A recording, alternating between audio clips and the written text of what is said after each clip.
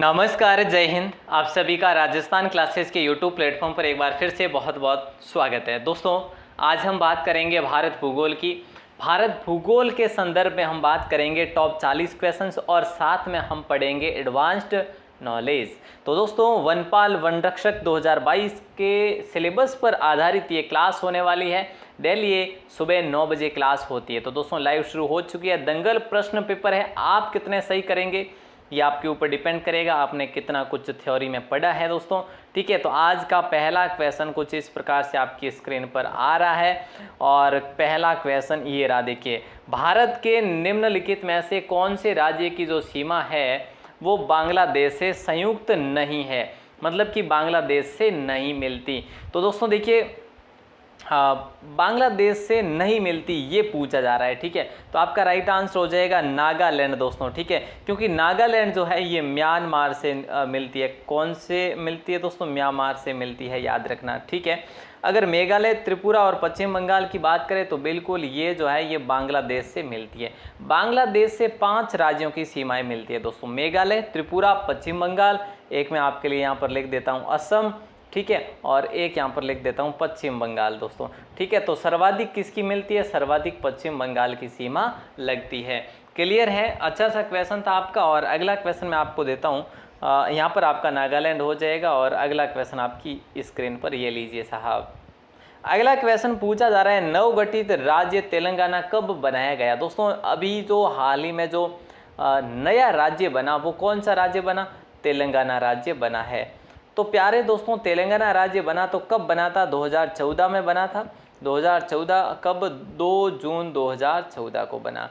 2 जून 2014 को बना प्यारे दोस्तों। यहाँ पे हम लॉक करेंगे ए ऑप्शन को। अगर बात करें ये अभी कौन सा राज्य है? 28वां है। ठीक है, और किससे अलग होकर बना था? तो आंध्र प्रदेश से अलग होकर बना था।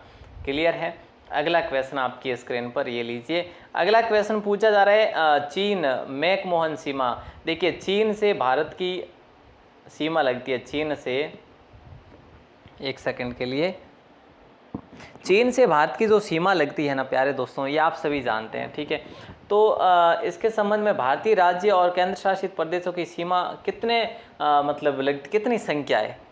चीन के साथ हमारे केंद्र शासित प्रदेश और राज्य कितने लगते हैं ये आपको बताना है। तो सीधी सी बात है, 5 लगते हैं अभी। पहले तो 6 थे लेकिन अब 5 है। देखो 5 कौन कौन से हैं? एक तो लद्दाख है आपका, ठीक है, एक हिमाचल प्रदेश है, हिमाचल प्रदेश, ठीक है, एक सिक्किम है, और एक है जो अपना उत्तराखंड है, और एक है जो यहाँ पर मैं लिख देता हूँ अरुणाचल प्रदेश है। ठीक है, ये आपकी स्क्रीन पर है, अरुणाचल प्रदेश, लद्दाख, हिमाचल प्रदेश, सिक्किम, उत्तराखंड।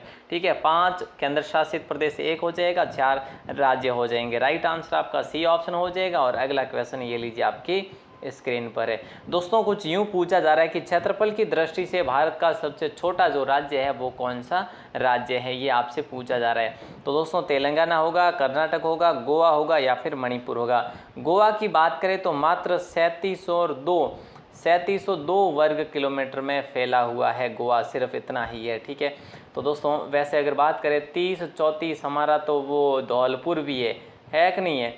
हमारा धौलपुर भी 30-34 है। तो प्यारे दोस्तों, ये भी 3700 वर्ग किलोमीटर ही है गोवा भी।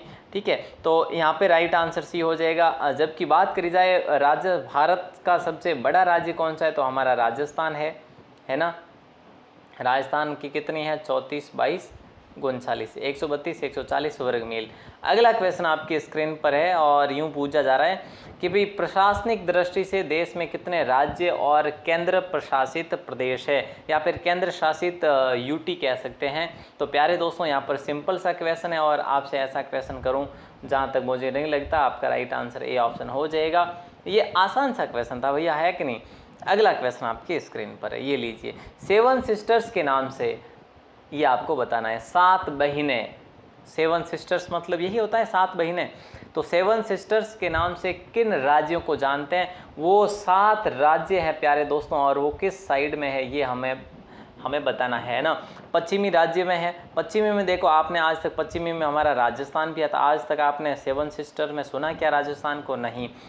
दक्षिणी राज्य भी नहीं है, उपरोक्त सभी तो होगा भी नहीं, तो पूर्वोत्तर राज्य हो जाएगा दोस्तों, पूर्वोत्तर राज्य हो जाएगा। ठीक है, यहाँ पर जो भी पश्चिम में आते हैं दोस्तों, सॉरी पूर्व में जो भी आते हैं ना राज्य, वो सारे 7 सिस्टर्स के नाम से जाने जाते हैं। शुरुआत होती है देखिए कॉर्नर से, अरुणाचल प्रदेश से। ठीक है, फिर है जो अरुणाचल से यूं, जैसे कि ये अरुणाचल है, ठीक है, तो अरुणाचल से फिर है जो नीचे यूं आ जाता है, नागालैंड है, जैसे मणिपुर है, ठीक है, मिजोरम है, मेघालय है। यहाँ पर ये पूरा का पूरा जो है 7 सिस्टर्स के नाम से जाना जाता है यहाँ पर। क्लियर है? अगला क्वेश्चन आपकी स्क्रीन पर है। देखिए, भारत के कितने पड़ोसी देशों से सीमा जुड़ी हुई है? कितना आसान क्वेश्चन होगा। देखिए, सबसे पहले मैं लिख देता हूँ यहाँ पर बांग्लादेश। मैंने सही नहीं लिखा, मुझे पता है, लेकिन बांग्लादेश। दूसरे पे मैं लिख रहा हूँ चीन। देखिए ये वर्ड है ना, ये बांग्लादेश ऐसे हैं, चीन है। तीसरा मैं लिखता हूँ पाकिस्तान, ठीक है, और चौथा मैं लिख देता हूँ आपके लिए नेपाल। फिर मैं लिख देता हूँ म्यांमार, फिर मैं लिख देता हूँ भूटान, ठीक है। 5 6, एक और रह गया, कौन सा रहा बताइए सर? एक लास्ट जो है ना, आपने नहीं बताया, अफगानिस्तान, जिसकी सीमा जो है सर सबसे कम लगती है। वेरी गुड, बहुत बढ़िया दोस्तों, यहाँ पर 7 हो जाएंगे टोटल पड़ोसी देश। अगला क्वेश्चन आपकी स्क्रीन पर है। देखिए, पड़ोसी देशों की ट्रिक भी तो है ना। ट्रिक क्या है पता है? बचपन में MBA किया, ठीक है, तो यहाँ पर क्या हो जाएगा राइट आंसर? जल्दी से बताइए, भारत की सीमा किस पड़ोसी देशों के साथ सर्वाधिक लगती है? कौन से देश के साथ सर्वाधिक लगती है? तो मैंने बांग्लादेश सबसे पहले वहाँ पर क्यों लिखा था? इसीलिए लिखा था कि ये सबसे ज़्यादा सीमा लगती है बांग्लादेश की, 4094 किलोमीटर लगती है दोस्तों, ध्यान रखना, ठीक है। क्वेश्चन पूछा जा सकता है कि सबसे ज़्यादा, सर्वाधिक या फिर ज़्यादा सीमा किससे लगती है, तो इसी से। और सबसे अगर कम की बात करें तो कम हम करेंगे अफ़गानिस्तान को, और अफ़गानिस्तान की हमारे साथ सीमा लगती है मात्र और मात्र 106 किलोमीटर। तो प्यारे दोस्तों, यहाँ पर हम आगे बढ़ेंगे और अगले क्वेश्चन को देखेंगे। अगला क्वेश्चन आपकी स्क्रीन पर है, यूं पूछा जा रहा है, भारत का क्षेत्रफल विश्व के कुल क्षेत्रफल का कितने प्रतिशत है? ये आपको बताना है। देखिए, जनसंख्या की अगर बात करें, विश्व की कुल जनसंख्या की बात करें, भारत की कुल जनसंख्या कितनी है? विश्व के कुल जनसंख्या की भारत की कितनी है? 17.5% है, ठीक है। तो खूब है ना, बहुत है साहब। और यहाँ पर अगर क्षेत्रफल की बात करें 2.42% है। तो राइट आंसर आप सभी का हो जाएगा ए ऑप्शन, और इसमें हमारा स्थान लगता है क्षेत्रफल की दृष्टि से 7वां स्थान हमारा लगता है। अगला क्वेश्चन आपकी स्क्रीन पर है कि किस राज्य की सीमा बांग्लादेश से नहीं लगती? किस राज्य की सीमा जो है बांग्लादेश से नहीं लगती? बांग्लादेश ऐसे बीच में से होकर गुजरता है, वैसे यूं, ठीक है, इस साइड में भी हमारे देश राज्य है, इस साइड में भी है, ठीक है। तो यूं जो है, देखिए त्रिपुरा लगती है, ठीक है, जैसे कि यूं जाके हम कह सकते हैं, एक सेकंड, यूं करके आता है वैसे ये बांग्लादेश, ठीक है, ऐसे करके आता है। तो देखिए यहाँ पर जो है हमारा राइट आंसर क्या हो जाएगा? किस राज्य की सीमा बांग्लादेश से नहीं लगती? त्रिपुरा की लगती है, बिल्कुल है ना। मेघालय की भी लगती है, लेकिन मणिपुर की नहीं लगती। मणिपुर की किससे लगती है? म्यांमार से लगती है, ठीक है। अगला क्वेश्चन आपके स्क्रीन पर है। भारत का वह स्थान जो भूमध्य रेखा के निकट है, भारत का वो कौन सा स्थान है जो भूमध्य रेखा के निकट है? मतलब कि सबसे दक्षिणतम बिंदु हमारा कौन सा है? दक्षिणतम बिंदु है ना, वही चाहिए हमें, तो दक्षिणतम बिंदु है इंदिरा कॉल दोस्तों। राइट आंसर भी, सॉरी इंदिरा पॉइंट, कॉल तो ऊपर की ओर है। ए ऑप्शन आपका लॉक हो जाएगा।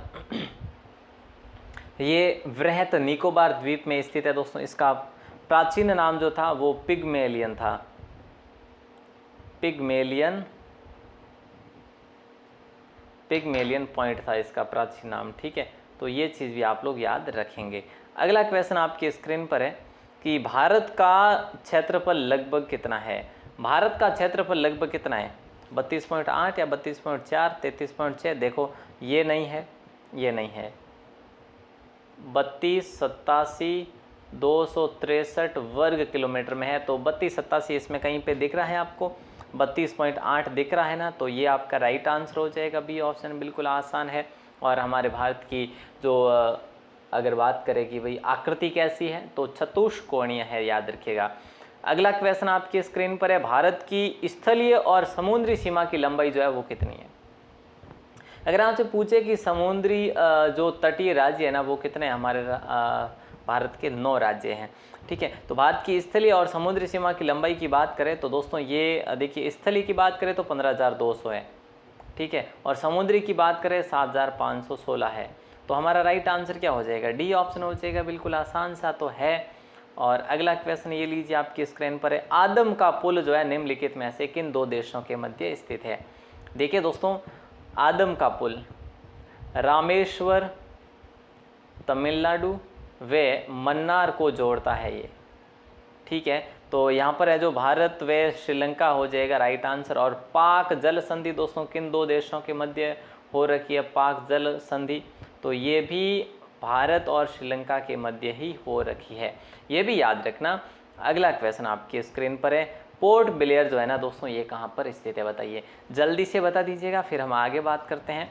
ये पोर्ट ब्लेयर जो है दक्षिण अंडमान में स्थित है, पोर्ट ब्लेयर जो कि अंडमान निकोबार की राजधानी है, ठीक है। अगला क्वेश्चन आपकी स्क्रीन पर यूँ पूछा जा रहा है कि भारत और चीन के मध्य नियंत्रण रेखा का निर्धारण कब हुआ। देखिए दोस्तों, काउंट करते चलिए, अब आपका जो है काउंट करने का ही समय है, बिकॉज अब टाइम बहुत कम है।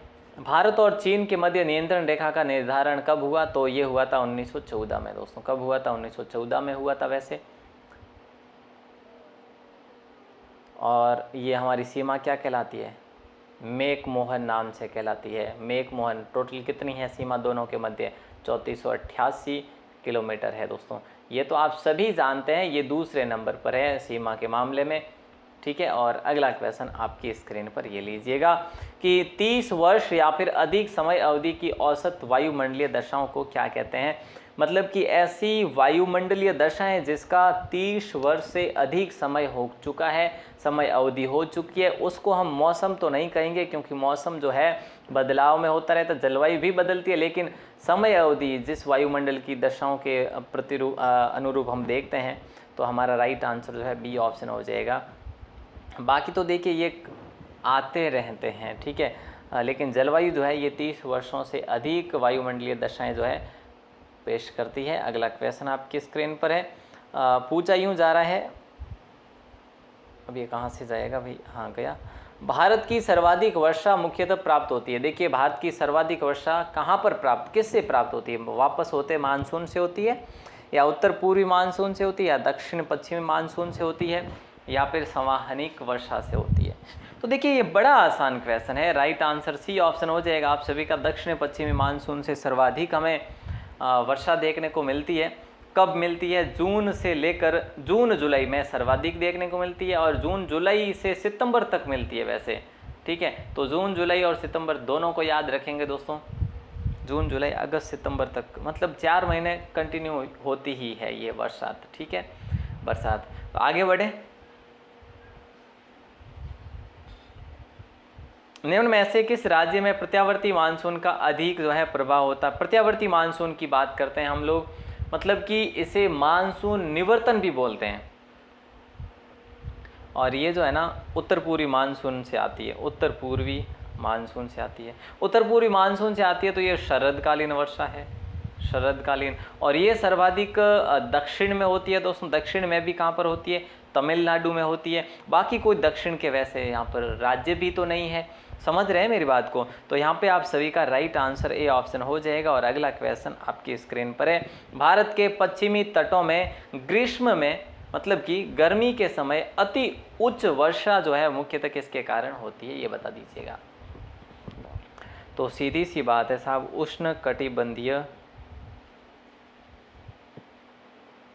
अवस्थिति, ए ऑप्शन आप सभी का सही जवाब माना जाएगा यहाँ पर। और अगला क्वेश्चन आपकी स्क्रीन पर ये यूं आ रहा है, पूछा जा रहा है, भारत के उत्तरी मैदानों में शीतकाल में वर्षा होती है, तो दोस्तों ये कौन से मानसून से होती है? भारत के उत्तरी मैदानों में, उत्तर के जो मैदान है दोस्तों, ऊपर साइड के, ये आपको बताना है।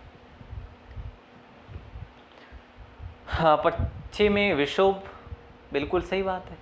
इसे हम जेट स्ट्रीम भी कह सकते हैं, पश्चिमी विक्षोभ। जैसे इससे हमारे राजस्थान में जब ये वर्षा होती है तो हम मावठ कहते हैं, वैसे पता है आप सभी को, है ना। शीतकालीन ये वर्षा होती है, मतलब कि दिसंबर में शुरू होती है, मार्च तक ये कंप्लीट हो जाती है, ठीक है। मतलब शुरू वगैरह ऐसा ज़रूर नहीं है कि ये कंटिन्यू होती है, बट जब भी आती है शरद ऋतु में आती है, याद रखना, ठीक है। और शरद ऋतु तो आपको पता ही है दिसंबर से मार्च तक ही होती है वैसे। अगला क्वेश्चन है कि भाई उत्तर पूर्वी मानसून से सबसे अधिक वर्षा प्राप्त करने वाला राज्य कौन सा? उत्तर पूर्वी मानसून से तो तमिलनाडु, अभी हमने बात करी ना, तमिलनाडु हो जाएगा आपका राइट आंसर। ए नहीं बल्कि बी ऑप्शन सही उत्तर होगा, ठीक है। यहाँ पर जैसे तमिलनाडु के अंदर जो कोरोमंडल तट है, ठीक है, या फिर तमिलनाडु तट ही कह लो, यहाँ पर लौटती हुई मानसून से वर्षा होती है, या फिर उत्तर पूर्वी मानसून से, उसे ही कहते हैं लौटती हुई। अगला क्वेश्चन है, मानसून किस भाषा का शब्द है? बताइए, मानसून जो है ये किस भाषा का शब्द है दोस्तों? ये आप सभी को बताना है। मानसून किस भाषा का शब्द है ये आपको बताना है। तो राइट आंसर आप सभी का अरबी हो जाएगा। जो भी भाई ने अरबी बता रहे बिल्कुल सत्य है। अगला क्वेश्चन आपकी स्क्रीन पर है, हिमालय भारत के किस और स्थित है? ये आपको बताना है। कौन बताएंगे, देखते हैं। हिमालय भारत के किस और स्थित है? तो हिमालय उत्तर और उत्तर पूर्व में है हिमालय, ठीक है। ये उत्तर है और यूं आता है इस प्रकार से, तो दोस्तों ये उत्तर पूर्व हो जाएगा, ठीक है। तो यहाँ पे आपका राइट आंसर ए ऑप्शन हो जाएगा। और अगला क्वेश्चन, सिक्किम तक मतलब फैला हुआ है, सिक्किम से आगे भी जाता है। अगला क्वेश्चन है, इनमें से किस राज्य की सर्वाधिक लंबी तट रेखा है? देखिए ऑप्शन के अकॉर्डिंग आपको बताना है। ये क्वेश्चन बहुत इंपॉर्टेंट है प्यारे दोस्तों। देखो ये क्वेश्चन आपको कंफ्यूज करने के लिए दिया है कि इनमें से किस राज्य की सर्वाधिक लंबी तट रेखा है। हम याद करते हैं गुजरात की, गुजरात इसमें ऑप्शन नहीं है। गुजरात की हम लोग अगर याद करते हैं तो हम क्या पढ़ते हैं कि भाई 1215 है गुजरात में, 1215 है, ठीक है, किलोमीटर है।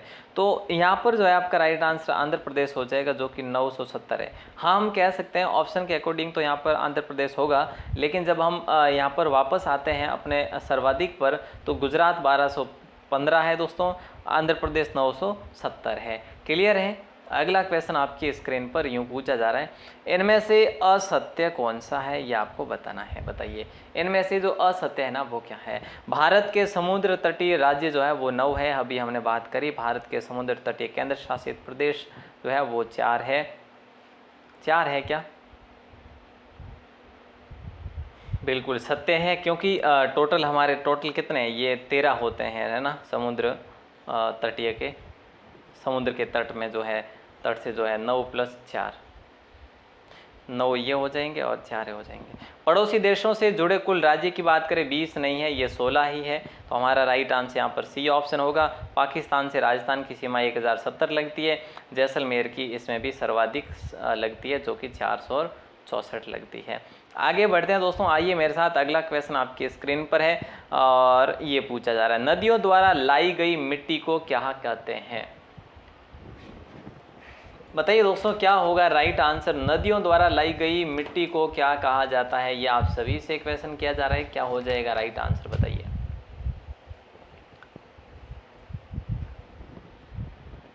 तो सीधी सी बात है, जलोढ़, या फिर इसे आप कच्छारी मिट्टी भी कह सकते हैं। मतलब कि नदियों द्वारा लाई जाती है मिट्टी, ठीक है, नदियों के अपवाह तंत्र वाली मिट्टी है ये। अगला क्वेश्चन आपकी स्क्रीन पर है, ये कृषि के लिए बड़ी उपजाऊ मिट्टी है, बिल्कुल है साहब। अगला क्वेश्चन आपकी स्क्रीन पर है, भारत में सबसे कम वर्षा वाला क्षेत्र कौन सा है? बताइए भारत में सबसे कम वर्षा वाला क्षेत्र कौन सा है? देखिए कच्छ से लेकर मैं आपको कह सकता हूँ, कच्छ से पंजाब हरियाणा तक,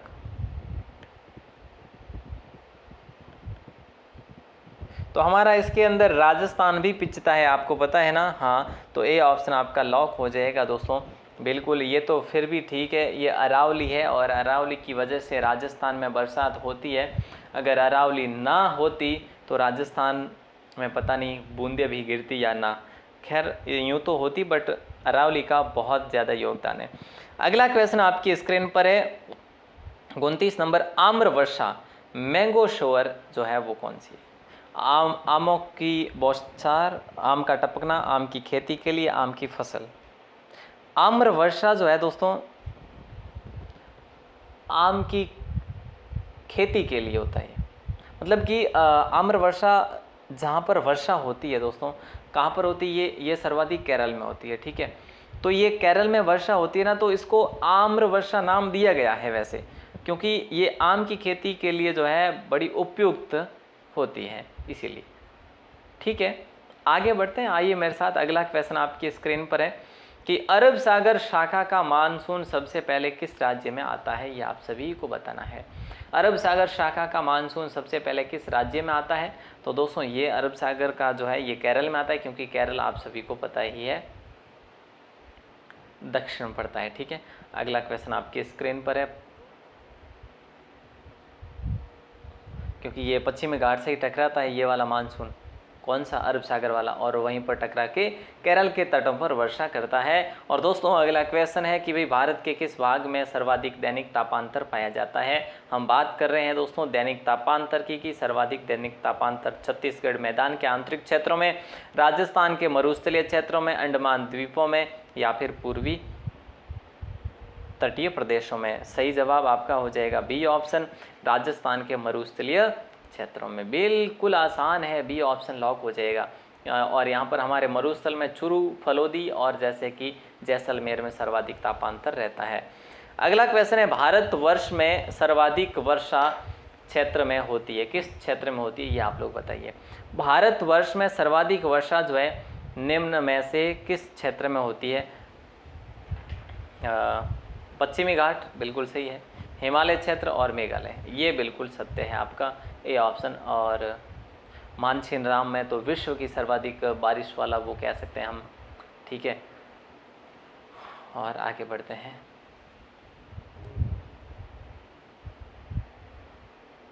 और यहाँ पर कौन सी मानसून आती है? यहाँ पे मेघालय में, मासिन राम में, बंगाल की खाड़ी वाला। ठीक है, अगला क्वेश्चन आपकी स्क्रीन पर, निम्न में से कौन सा हिमालय का दर्रा भारत और चीन के बीच में स्थित है? भारत और चीन के बीच में स्थित है, या फिर हम कह सकते हैं शिमला से तिब्बत को जोड़ता है, तो वो उसे हम कहेंगे शिव किला दर्रा। कौन सा दर्रा है दोस्तों? शिव किला दर्रा। तो राइट आंसर हमारा ए ऑप्शन हो जाएगा। अगला क्वेश्चन आपकी स्क्रीन पर है, उत्तराखंड में स्थित दर्रा कौन सा है? देखिए दोस्तों, उत्तराखंड में कौन सा दर्रा है? बनियाल दर्रा, पीर पंजाल दर्रा, लिपुलेख दर्रा या बुर्जिल दर्रा? देखिए बनियाल, बुर्जिल, पीर, ये तीनों कहाँ पर है? जम्मू कश्मीर में है। ठीक है, और ये जो लिपुलेख है ना, ये हमारे लिपुलेख उत्तराखंड में है ना। उत्तराखंड में और भी तो है ना, जैसे वो माना है, नीति है। निम्नलिखित में से कौन सा सुमेलित नहीं है? जो गलत है वो आपको बताना है। शिवकिला दर्रा हिमाचल प्रदेश सही है, जेलेपला दर्रा हिमाचल प्रदेश गलत है, ये सिक्किम में है जेलेपला दर्रा। तो हमारा राइट आंसर तो ये हो ही गया वैसे भी। ठीक है, बी ऑप्शन। और बोमडिला अरुणाचल प्रदेश है, यांग्याप भी अरुणाचल प्रदेश में है। ठीक है, वैसे सिक्किम में और भी दर्रे हैं, जेलेपला और नाथुला, नाथुजेल कहाँ पर है? ये सिक्किम में है। अगला क्वेश्चन आपकी स्क्रीन पर है, देखिए गोवा व मैंगलोर तक का तट कहलाता है। गोवा व मैंगलोर तक का तट कहलाता है दोस्तों कनाडा तट, काकीनाडा तट, मालाबार तट, इनमें से नहीं। तो देखिए गोवा से मैंगलोर, देखो कनाडा तट की बात करें ना हम लोग, तो ये आपका राइट आंसर ये हो जाएगा, गोवा से मैंगलोर तक का जो तट है वो कनाडा तट कहलाता है। काकीनाडा तट की बात करें, कृष्णा नदी से डेल्टा के मध्य, गंगा डेल्टा के मध्य। ठीक है, मालाबार की बात करें, ये मैंगलोर से कन्याकुमारी। मैं सही से नहीं लिख पा रहा हूँ, तो आप इसको ध्यान देंगे। ठीक है, तो यहाँ पे आपका राइट आंसर ए ऑप्शन हो जाएगा। बाकी जो मैंने बताया आप इसको याद रखेंगे। श्रीनगर से गिलगित को जोड़ने वाला जो दर्रा है दोस्तों वो कौन सा है? श्रीनगर से गिलगित को जोड़ने वाला जो दर्रा है वो कौन सा है? तो वो दर्रा आपका बुर्जिल दर्रा हो जाएगा। कौन सा हो जाएगा सी भैया? बुर्जिल दर्रा हो जाएगा। Right answer D option. और अगला क्वेश्चन ये लीजिएगा, आपकी स्क्रीन पर है। भारत का सबसे बड़ा पठार, देखिए विश्व का सबसे बड़े पठार की बात करें तो फिर आप तिब्बत के पठार को करेंगे, लेकिन भारत की बात करेंगे तो दक्कन के पठार को करेंगे आप लोग। ऑप्शन नंबर ए को लॉक करेंगे। ये प्रायद्वीपीय पठार के नाम से भी जाना जाता है। और अगला क्वेश्चन ये लीजिए, नासिक और मुंबई को कौन सा दर्रा जोड़ता है प्यारे दोस्तों, ये बता दीजिएगा। और वैसे भूगोल की अपनी काफ़ी सारी क्लासेज होगी, ठीक है, तो हम कवर कर लेंगे वैसे ये MCQs में भी। और मैंने भूगोल की आपको एक PDF भी दे रखी है हैंड रिटन्स की, और वो पर्सनली आप सभी के लिए बनवाई गई थी। अगर आपने उसको नहीं देखी है तो ज़रूर देखना, टेलीग्राम में मैंने ऑलरेडी सेंड कर रखी है। टेलीग्राम चैनल का लिंक डिस्क्रिप्शन में है, या फिर आप अगर टेलीग्राम में जाकर @राजस्थान क्लासेज कंटिन्यू लिखेंगे तो भी आ जाएगा।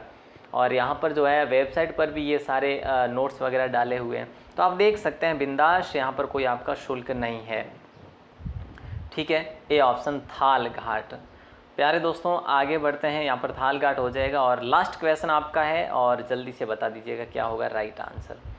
देखिए भारत का सबसे ऊंचा जो पठार है वो कौन सा है? भारत का सबसे ऊंचा पठार, लद्दाख लावा पठार, छोटा नागपुर पठार, या मालवा का पठार? आसान है, आसान है, बिल्कुल आसान है। भारत का सबसे ऊंचा पठार लद्दाख है। प्यारे दोस्तों उम्मीद करता हूँ आपको क्लास अच्छी लगी होगी। अगर क्लास अच्छी लगी हो तो प्लीज़ लाइक करके आपका एक मुझे कमेंट ज़रूर देवें। आपको जैसी भी क्लास लगी प्लीज़ कमेंट करके ही जाएं। और देखिए मैंने आपको कई बार बताया, नोट्स बहुत सारे मैंने डाल रखे हैं। आपके पास जो भी बुक है आप मिनिमम अगर आज के दिन में 8 घंटे, देखो घंटे मैटर नहीं करते स्टडी में, लेकिन फिर भी कंसिस्टेंसी के साथ थोड़ा सा कहना पड़ रहा है कि आपको मिनिमम 8 घंटे, देखो गिनने कभी नहीं है कि मैं गिन के पढ़ रहा हूँ, नहीं, आपको 8 घंटे से अधिक ही तैयारी को देने हैं अब से समय। क्योंकि अब से आपके लिए मात्र टाइम कितना रहा है, हम कह सकते हैं ज़्यादा से ज़्यादा 1 महीना और 10 दिन, अब इससे ज़्यादा तो है नहीं, है ना। तो बिल्कुल आप सभी लोग ज़्यादा से ज़्यादा अपना समय अपनी प्रिपरेशन खोलें। आप सभी का दिल से बहुत बहुत शुक्रिया। कमेंट ज़रूर करें कैसी लगी क्लास, और वेबसाइट विजिट ज़रूर करें, यहाँ पर आपको नोट्स दे दिए जाएंगे इसके भी, ठीक। धन्यवाद।